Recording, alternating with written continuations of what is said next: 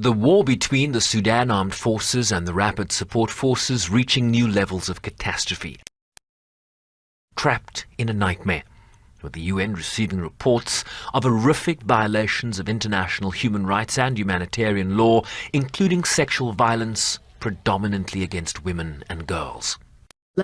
Yes, that both warring parties bear responsibility for this violence.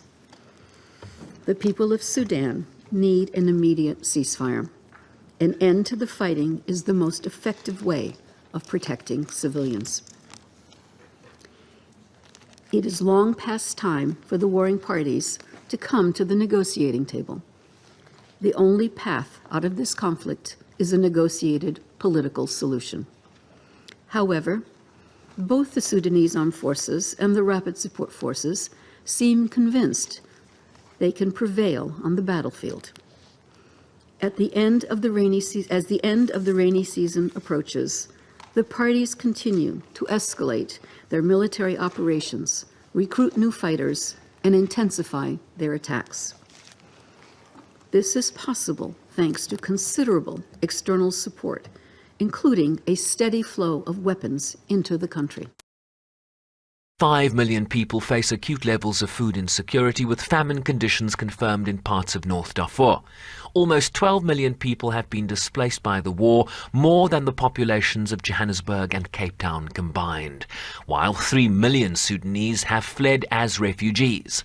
Over 70% of Sudan's healthcare system has collapsed, while almost 20 million children no longer have a classroom to attend, with over 20,000 schools closed or inaccessible. Security Council and all member states with influence to take immediate, unfettered action to address this situation. As the Secretary General has clearly said, is for civilizations to be protected, including through the implementation of the recommendations set out in his report to the Council. Second, we need humanitarian access to be facilitated through all necessary routes.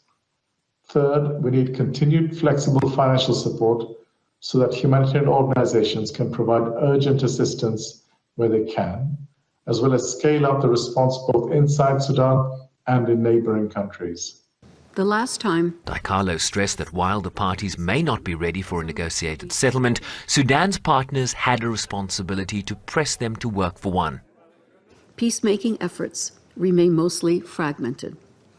The warring parties profit from multilateral disunity and the lack of coordinated action. The need for greater convergence is blindingly clear. The personal envoy of the Secretary General for Sudan, Ramtan Lamamra, continues his efforts to close this loophole. In this regard, the meetings of the Sudan Consultative Group, expected before the end of the year, will provide a crucial opportunity for enhanced coordination among multilateral organizations and key member states.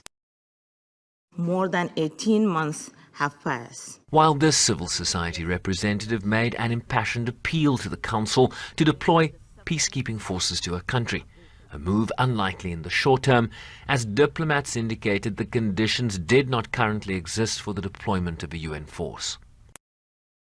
Has become unbearable for the people of Sudan, but they have no option. I ask you to think for a second outside of politics about those dying in silence. They are people. They are not numbers. They are mothers, wives, daughters, brothers, sisters, and uncles and innocent children. And I know you understand that we all have relatives and loved ones that we so dearly love and cherish, and may God protect them. I want you to think of how it feels to be in my shoes, let alone have the courage to stand up and speak out every day and see there's no end in sight. As the Council now negotiates a proposed ceasefire resolution, the draft text seen by SABC News demands an immediate halt to fighting throughout Sudan and further demands that the parties to the conflict honor their pledges made in the Jeddah Declaration of Commitment to protect the civilians of Sudan. It also calls on the parties to engage in good faith to agree humanitarian pauses and corridors to ensure the safe passage of civilians and the delivery of adequate humanitarian aid. Security Council resolutions are legally binding in an era when Council enforcement of its decisions has remained a widening grey area in recent years. Sherman Brycepease, SABC News, New York.